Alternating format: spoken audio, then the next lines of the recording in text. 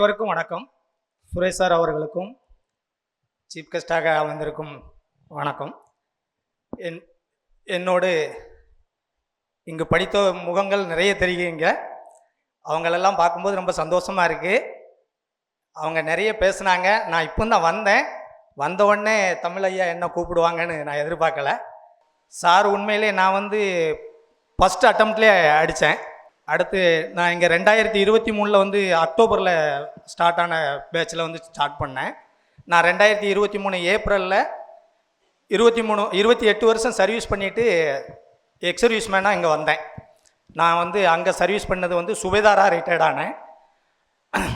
1995 நான் சர்வீஸில் சேர்ந்தேன். நான் என்னோடய பெருமைகளை சொல்லலை, நம்மளோட இன்ஸ்டியூட்டோட பெருமையை சொல்ல விரும்புகிறேன்.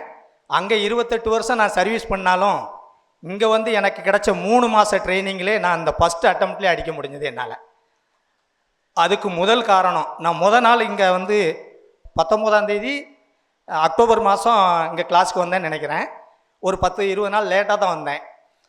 சேர்ந்த அன்னைக்கு ஃபஸ்ட்டு கிளாஸு தமிழ் ஐயாவோட கிளாஸ் தான். வந்த உடனே அந்த உள்ள வண்டியை விட்டுட்டு உள்ளே என்ட்ரன்ஸ் ஆனேன். ஒரு 5 பிள்ளைங்க அங்கே பக்கம் நின்றுக்கிட்டு இருந்தாங்க. என்னை ஏதோ நான் பாடம் எடுக்க வர்ற வாத்தியார்னு நினச்சாங்களோ என்னமோ தெரில. ஆனாலும் இன்னொருத்தர் அங்கே பக்கத்துலேருந்து, சார் நீங்களும் கிளாஸுக்கு தான் வரீங்களா அப்படின்னு கேட்டார். ஆமாம் சார் கிளாஸுக்கு தான் வரேன்னு. இவருக்கெல்லாம் வேலை கிடைக்குமா அப்படின்னு 5 பேர் சொன்னது என் காதில் கூட விழுந்தது. சரி ஓகே அப்படி தான் சொல்லுவாங்க, ஏன்னா நமக்கு வயசாகிட்டல அப்படின்னு சொல்லிட்டு வந்துக்கிட்டு இருந்தேன். உட்கார்ந்த உடனே எல்லாருமே என்னை திரும்பி பார்த்தாங்க. நான் கிளாஸ் சார் தான் எடுத்துக்கிட்டு இருந்தாங்க. எடுத்த உடனே திரும்பி பார்த்த உடனே எல்லோரும் சொன்னாங்க, சார் அடுத்த நிமிஷம் என்னை பற்றி, சார் உங்கள் பேரை மட்டும் சொல்லிவிட்டு கீழே உட்காருங்க அப்படின்னாங்க. நான் அந்த லாஸ்ட்டில் இதில் தான் உட்காந்துருந்தேன். உட்கார்ந்த உடனே பின்னாடி உட்காந்தேன். சார் சொன்னாங்க, இல்லை சார் கொஞ்சம் முன்னாடி வாங்க அப்படின்னாங்க. சார் கிளாஸ்னாலே எல்லாருமே பின்னாடி போயிடுவாங்க, ஏன்னா சார் வந்த உடனே கேள்வி கேட்பாங்க. அதுக்கப்புறம் தான் எனக்கும் தெரிஞ்சது. நான் உடனே கொஞ்சம் முன்னாடி உட்காந்தேன். உட்கார்ந்த உடனே நான் என்னோடய பேர், நான் எக்ஸ் சர்வீஸ் மேனு அப்படின்னோடனே சார் சொன்னாங்க, கண்டிப்பாக சார் அடுத்த கிளாஸில் உட்கார மாட்டாங்க, வேலைக்கு போயிடுவாங்க. எக்ஸ் சர்வீஸ் மேனுங்கிறதுக்காக சொல்லலை. சார் நான் முன்னாடி வான்னு சொன்ன அடுத்த நிமிஷம் எந்திரிச்சு வந்தாங்க தைரியமாக அப்படின்னு ஃபஸ்ட்டு வேர்டு சொன்னாங்க. சாருக்கு ஞாபகம் இருக்கு வேணுமோ தெரியல, எனக்கு நல்ல ஞாபகம் இருக்குது. உட்கார்ந்த உடனே சார் சொன்னாங்க, ஃபஸ்ட்டு நாள் கிளாஸில் சொன்னாங்க, இங்கே நீங்கள் என்ன படிக்கிறோம் அப்படிங்கிறது முக்கியம் இல்லை, எவ்வளோ ஹார்ட் ஒர்க் பண்ணுறீங்களோ அது முக்கியம் இல்லை, ஸ்மார்ட் ஒர்க் தான் முக்கியம். அப்போ நான் நினச்சேன், ஐயோ நம்ம 92 தான் நான் 10th முடித்தேன். 95 வேலைக்கு போயிட்டு நான் இங்கே வந்தேன். 30 வருஷம் கழித்து திரும்ப 10th பாடத்தை என்னால் படிக்க முடியுமா அப்படிங்கிறது இருந்தது. சார் அப்போவே சொல்லாங்க, 50 வயசு ஆனாலும் படிக்கலாம், உங்களுக்கு ஸ்மார்ட் ஒர்க் மட்டும் பண்ணால் போதும், கண்டிப்பாக ஜெயிக்கலாம் அப்படின்னு. வந்தோடனே எனக்கு எந்த இலக்கணமோ எதுவுமே ஞாபகம் இல்லை. இலக்கணம் படிக்கும்போதே நம்ம படிக்கும்போதே தெரியாது. இங்கே வந்தோம், சரி எப்படியும் எக்ஸ் சர்வீஸ் மேனில் வந்துடுவோம் அப்படின்னாலும் சார் சொன்னாங்க, கம்மியான மார்க் வேணுங்கிறது இல்லை, இப்போ எக்ஸ் சர்வீஸ் மேனுக்கும் நிறைய போட்டி இருக்குது, இருந்தாலும் சார் கண்டிப்பாக ஜெயிப்பாங்க அப்படின்னு ஒரு ஊக்கம் கொடுத்தாங்க. வந்ததுக்கப்புறம் தான் தெரிஞ்சது இலக்கணத்தை பற்றி எதுவுமே தெரில. ஆனால் சார் அப்பப்போ இலக்கணத்துக்கு ஒவ்வொரு ஷார்ட்கட் சொன்னாங்க பாருங்கள். அதெல்லாம் நினைக்கும் போது எனக்கு அந்த குறிஞ்சி முல்லை நெய்தல் பாலை அதெல்லாம் எனக்கு தெரியாது. அந்த கருப்பொருட்கள் ஒரு 13 படிக்கணும். அதெல்லாம் எப்படி படிக்க போகிறோம் பார்த்தோன்னா புக்கில் நிறைய இருக்குது. இதெல்லாம் எங்கே ஞாபகம் வைக்க போகிறேன்னு சார் உடனே சொன்னாங்க, எல்லாமே ஷார்ட்கட், நான் என்ன சொல்கிறேனோ அதை வச்சு படிங்க அப்படின்னு. இப்பவுமே என்னோடய தமிழ் நோட்டில் எல்லாம் சார் சொன்ன ஷார்ட்கட் நிறைய எழுதி வச்சுருக்கிறேன். அதில் ஒன்றும் சொல்லுவாங்க. ஒரு சாதாரண இலக்கணம் அப்படின்னாக்கி இந்த நேர் தேமா, நேர் புளிமா, இந்த 2 தான் ஸ்கூலில் படித்தது ஞாபகம் இருக்குது, வேறு எதுவுமே ஞாபகம் இல்லை. ஆனால் இங்கே வந்த பிறகு தான் சொன்னாங்க, அதில் இணை இருக்குது, பொழிப்பு இருக்குது, மோனை இருக்குது. சார் இதெல்லாம் நாங்கள் எப்படி படிக்கிறது அப்படின்னு. இது ஃபஸ்ட் நாள் கிளாஸில் இல்லை, அதுக்கு அடுத்து கொஞ்சம் நாள் சார் அடுத்து சொன்னாங்க. மேலே அழகாக சொன்னாங்க, நிறைய ஷார்ட்கட் நான் எழுதி வச்சுருக்கிறேன். அந்த இதெல்லாம் ஷார்ட்கட் சொல்லும்போது அந்த ஷார்ட்கட்டெல்லாம் படித்தோம்னா இலக்கணங்கிறது எதுவுமே இல்லை அப்படிங்கிற அளவுக்கு சார் கிளியர் பண்ணிட்டாங்க.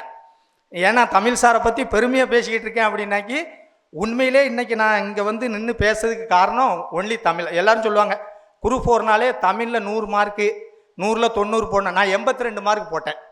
என்னோடய எக்ஸ் சர்வீஸ்மேன் சீனியாரிட்டியில் நான் 193வது இடத்துல வந்தேன். அதனால் நான் போன உடனே எனக்கு கவுன்சிலிங், நான் லாஸ்ட்டு 3 நாள் தான் எங்கள் கவுன்சிலிங் நடந்தது. 2வது நாள் என்னோடய கவுன்சிலிங் இருந்தது. கவுன்சிலிங்கில் எனக்கு விஓ போஸ்ட்டே ரெடியாக தான் இருந்தது. ஆனால் நான் 28 வருஷம் எல்லாம் எங்கெங்கெல்லாமோ சுற்றிட்டு வந்துட்டேன், இந்தியா ஃபுல்லாக சுற்றி வேலை பார்த்துட்டு வந்துட்டேன். அதுக்கப்புறமும் நம்ம திரும்ப அங்கங்கே வேண்டாம் அப்படின்னு சொல்லிட்டு நான் ரொம்ப ஈஸியான என்னோட இதுக்கு சம்மந்தமான ஒரு என்சிசி டிபார்ட்மெண்ட் நான் எடுத்திருக்கிறேன். என்சிசி டிபார்ட்மெண்ட் இங்கே திருநெல்வேலியிலே ஒரு 3 பெட்டாலியன் இருக்குது. அதில் எதுலையாவது நான் கண்டிப்பாக போஸ்டிங் வாங்கிடுவேன். அங்கே வந்து கிடச்சதுனாக்கி நிம்மதியாக பிள்ளைங்களோட நான் உட்காந்துருப்பேன். நெக்ஸ்ட் இன்னொன்று நான் சொல்லணும், சுரேஷ் வந்து நான் பாஸ் பண்ணதுனால பெருமையாக சொல்ல வரல. இதே இன்றைக்கி 2025 நான் பேசிக்கிட்டு இருக்கேன். 2013 என் ஒய்ஃபும் இங்கே தான் படித்தாங்க.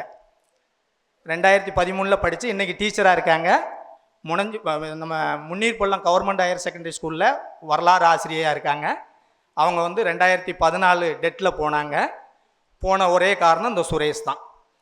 அதனால் அந்த அன்னைக்கு அந்த எங்களுக்கு என் ஒய்ஃபுக்கு பாராட்டு விழா சுரேஷால் எடுக்க முடியலை. காரணம் உங்களுக்கு எல்லாருக்குமே தெரியும், அந்த டயத்தில் சீனியாரிட்டியில் உள்ளவங்க போவாங்களா, டெட்டில் உள்ளவங்க போவாங்களா, அந்த மாதிரி ஒரு பிரச்சனை நிறைய நடந்துகிட்டு இருந்தது. திடீர்னு செப்டம்பரில் நைட்டோட நைட்டாக ஜாயின் பண்ணிவிட்டு ஃபஸ்ட்டு கடலூரில் போய் ஜாயின் பண்ணாங்க. ஜாயின் பண்ணிவிட்டு இப்போ ட்ரான்ஸ்ஃபர் வாங்கி முன்னீர்பள்ளத்தில் வேலை பார்க்குறாங்க. அந்த இதை நான் ஃபஸ்ட்டில் பெருமையாக சொல்ல விரும்புகிறேன். நெக்ஸ்ட்டு நான் சுரேஷில் வந்து சேரதுக்கு காரணமும் என் மனைவி தான். என் மனைவி வந்தோடனே சொன்னாங்க, நான் சொன்னேன், என்னம்மா நான் இவ்வளவு நாள் வேலை பார்த்துட்டு வந்துட்டு திரும்ப படிக்கணுங்கிற ஆசை இருக்குது, ஆனால் நான் வெற்றி ஆகணா போயிட்டு திரும்ப திரும்ப போய்கிட்டு இருந்தேன்னா எல்லோரும் என்ன ஒரு மாதிரி பார்ப்பாங்களா அப்படின்னு. நீங்கள் சுரேஷில் போய் சேருங்க, அங்கே உள்ள இன்ட்ரெஸ்ட்டும் அதுவும் பார்த்தா நான் எப்படி ஃபஸ்ட்டு அட்டம்ப்டில் அடித்தனோ அதே மாதிரி நீங்களும் அடிப்பீங்க அப்படின்னாங்க. அது எனக்கு உண்மையிலே ரொம்ப ஒரு உற்சாகமாக இருந்தது. அதே மாதிரி நான் ஃபஸ்ட்டு நாள் வந்த அன்னைக்கு சாரோட உற்சாகம், அந்த கொடுத்த ஷார்ட்கட்டு, அந்த இதெல்லாம் படிக்கும்போது இன்றைக்கி உண்மையிலே நானே வந்து கிளாஸ் எடுக்கலாம் போல் அப்படிங்கிற ஒரு தெம்பு எனக்கு இருக்குது. நான் வந்து பெருமைக்காக பேசலை, உண்மையிலே இங்கே வந்து நான் படித்ததுக்கப்புறம் படிப்பில் ஒன்றுமே இல்லை, தமிழ்லாம் ஒன்றுமே இல்லை அப்படிங்கிற இது எனக்கு நல்லா புரிஞ்சிருச்சு. இப்போ வந்து குரூப் 4 பாஸ் பண்ணணும்னா பெரிய சார் அப்பப்போ சொல்லுவார், குரூப் 4ங்கிறது பெரிய மலை கிடையாது, ஈஸியாக நீங்கள் நினச்சிங்கன்னா தாண்டிடலாம் அப்படின்னு. அது உண்மை தான். ஏன்னா நான் பாஸ் பண்ணி ஃபஸ்ட் அட்டம்ப்டில் பாஸ் பண்ணதுனால சொல்ல வர்றேன். உடனே நீங்கள் எல்லோரும் நினைக்கலாம், என்ன இவங்களுக்கு வந்து எக்ஸர்வீஸ்மேன் கோட்டா இருக்குது, அதனால் சார் வந்து இங்கே நிறைய பேசுகிறாரு, 170 கொஸ்டின் போட்டால் தான் தெரியும். நான் 136 கொஸ்டின் போட்டேன். ஆனால் எங்கள் இதில் 120 கொஸ்டின் போட்டவங்க வர போயிருக்காங்க. எக்ஸர்வீஸ்மேனில் 142 கொஸ்டின் ஃபஸ்ட் மார்க் போட்டிருக்காங்க. நான் இங்கே படித்து 136 கொஸ்டின் போட்டிருக்கேன். அதனால் அது எங்களுக்கு கஷ்டம்தான். ஏன்னா நான் 28 வருஷம் கழித்து வந்து உங்களை போன்றவங்களுக்கெல்லாம் இப்போ நான் என் பொண்ணுக்கும் சேர்த்து சொல்கிறேன். என் பொண்ணு வந்திருக்காங்க, என் பொண்ணு பிடிஎஸ் டாக்டராக இருக்காங்க, நான் பார்த்துருக்காங்க. அதுக்கப்புறம் என் ஒய்ஃப் டீச்சராக இருக்கான்னு சொல்லிட்டு இன்னொரு பொண்ணு, எனக்கு 2 பொண்ணுங்க, ஒரு பொண்ணு +2 படித்து எழுதிக்கிட்டு இருக்கா. அவளுக்கு எக்ஸாம் இருக்கிறதுனால கூப்பிட்டு வரல, இல்லைன்னா அவங்களையும் கூப்பிட்டு வந்திருப்பேன். அதனால் நீங்கள் நினைக்கலாம் உங்களுக்கு எக்ஸர்வீஸ்மேன் கோட்டா இருக்கிறதுனால வந்துட்டீங்க அப்படின்னு. கோட்டா இருக்கிறதுனால வரல, அந்த இதுக்காக நான் சொல்ல வரல. எங்களுக்கும் பல கஷ்டங்கள் இருக்குது. என் பொண்ணை காலேஜுக்கு அனுப்பணும், இன்னொரு பொண்ணுக்கு அங்கே அனுப்பணும், என் ஒய்ஃபு வேலைக்கு போகணும். அவங்கெல்லாம் போனதுக்கப்புறம் டெய்லி நான் லேட்டாக தான் வருவேன், 10:30க்கு தான் வருவேன். ஆனால் சார் வந்து காலையில் ஃபஸ்ட்டு பீரியட் எப்போதுமே தமிழ் தான் இருக்கும். வந்தவுடனே லேட்டாக வர்றவங்ககிட்டலாம் கேள்வி கேட்டு தான் உட்கார வைப்பாங்க. இதுக்கு பயந்தே எல்லா பிள்ளைங்களுமே சார் வர்றதுக்கு முன்னாடியே வந்துடுவாங்க. ஆனால் பரவாயில்ல, சார் கேள்வி கேட்டாலும் பரவாயில்ல, எனக்கு நான் லேட்டாக தான் வருவேன். என்னை நம்பி ஒரு 4-5 பேர் அங்கங்கே நின்றுக்கிட்டு இருப்பாங்க. ஏன்னா சார் வரும்போது யாரும் சாரை கேள்வி கேட்க மாட்டாங்க, சாரோடு போய் உட்காந்துடலாம் அப்படின்னு. சார் வந்தோடனே அண்ணாச்சி நீங்களே சொல்லுங்கள் அப்படிம்பாங்க. கண்டிப்பாக சார் கேள்வி கேட்பாங்கன்னு தெரிஞ்சே நான் படிச்சுட்டு வருவேன். ஏன்னா கண்டிப்பாக சார்கிட்ட போய் லேட்டாக தான் போவோம், கேள்வி கண்டிப்பாக கேட்பாங்க. நான் ஒரு கொஸ்டின் கரெக்டாக சொல்லிட்டோம்னா 10 பிள்ளைங்கக்கிட்ட கேள்வி கேட்பாங்க. அவரே சொல்லும்போது உனக்கு என்னடா அப்படின்னு கேட்டு, அதுக்காகவே நான் லேட்டாக வந்துட்டு என் பின்னாடி நிறைய பேர் வருவாங்க, வந்து உட்காருவாங்க. அது மாதிரி நிறைய நிகழ்ச்சிகள் நடக்கும். எல்லோரும் திரும்பி பார்த்துட்டு திரும்ப பசங்க எப்படி சார் படிக்கிறீங்க அப்படின்னு. எனக்கும் உங்களை மாதிரி தான் பயம், முருகன் சார் வந்தால் கேள்வி கேட்டு தான் உட்கார வைப்பார் அப்படின்னு. இன்னொரு இன்ட்ரெஸ்டிங்கான விஷயம் என்னென்னா, இங்கேருந்து நாங்கள் எல்லோரும் இங்கே செட்டு நிறைஞ்சு உட்காந்துருப்போம். எல்லாருமே இன்டர்வல் பீரியடு அந்த குறிப்பிட்ட டைம் தான். ஏன்னா இங்கே வந்து இன்டர்வலுக்கும் பிரேக்குக்கும் முக்கியத்துவம் கொடுக்கறது கிடையாது, படிப்புக்கு மட்டும்தான் முக்கியத்துவம் கொடுப்பாங்க. அதனால் இங்கே வந்துட்டு எல்லோரும் இன்டர்வல் போகும்போது அங்கே பாத்ரூம் 1-2 தான் இருக்குது, ரொம்ப கூட்டமாக இருக்கும். கரெக்டாக சார் வந்து வெளியில் நிற்பாங்க. அந்த டயத்தில் சார் அங்கே வந்தாலே எல்லா கூட்டமும் இங்கே வந்துடும். நான் சாரை பார்த்துட்டு தான் நான் போவேன், ஏன்னா எனக்கு ஃப்ரீயாக கிடைக்கும் பாத்ரூம் அப்படின்ட்டு. அந்த மாதிரி சில இன்ட்ரெஸ்டிங்கான விஷயங்கள்லாம் நடக்கும். சாரை பார்த்தா பயப்படுவோம். ஆனால் அந்த பயம் இன்னைக்கு வந்து தைரியமாக சார் என்ன நினச்சாங்களோ தெரில. நான் இப்போ தான் வந்து உட்கார்ந்தேன், வந்தோடனே ராஜ்குமார் சார்னு அப்படின்னு என்ன கூப்பிட்டு பேச விட்டாங்க. அது என் மேலே சார் வச்சுருக்க நம்பிக்கை, சார் மேலே நான் வச்சுருக்க நம்பிக்கை. அதனால் சாரை பற்றியே பெருமையாக பேசுகிறேன்னு சொல்ல வரல. குரூப் 4க்கு தமிழ் முக்கியம், அந்த தமிழுக்கு சார் முக்கியம்.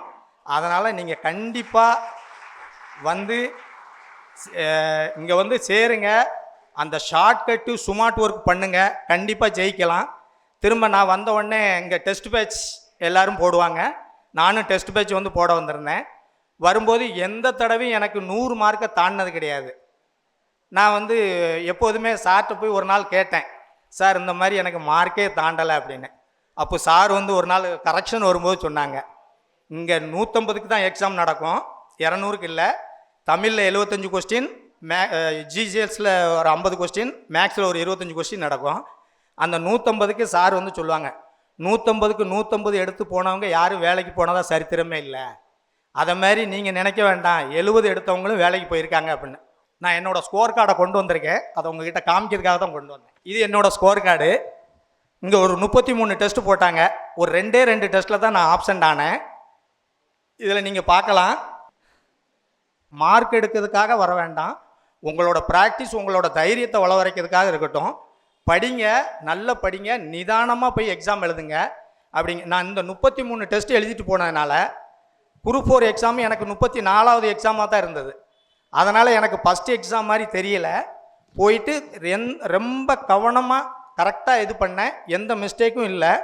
என் கூட இன்னொருத்தர் இருக்கார், அவர் எல்லாமே பண்ணிவிட்டு கடைசியில் ரெஜிஸ்டர் நம்பருக்கு பதில் பதிவு என்ன எழுதி தப்பாயிட்டு.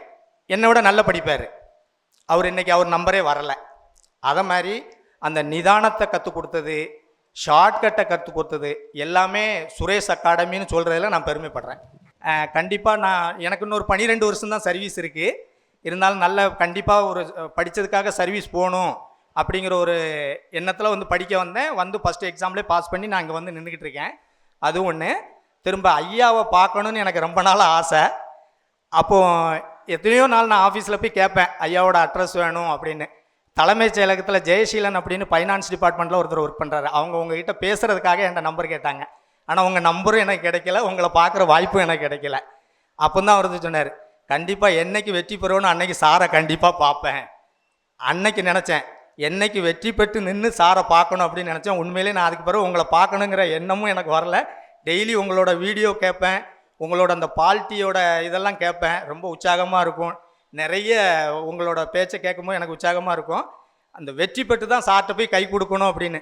அதனால் நான் பேசிட்டு தான் கை கொடுக்கணும் தான் உங்கள்கிட்ட வந்தோடனே கை கொடுக்காம கூட பின்னாடி உட்கார்ந்தேன். கண்டிப்பாக அதுக்கு ஒரு பெரிய நன்றி சார். அதனால் எப்போதுமே வெற்றி பெற்றவங்களை நினச்சி அவங்களோட கொள்கையை சார் வந்து சாரும் ஆல்ரெடி வெற்றி பெற்று இது எப்போ ஆரம்பித்தாங்கன்னு எனக்கு தெரில. 2013 என் ஒய்ஃப் சேர்ந்ததுலேருந்து எனக்கு தெரியும். வந்து சார் நினச்சிருந்தா வந்து அவங்களோட குடும்பம் அந்த இது மாதிரியே போயிருக்கலாம்.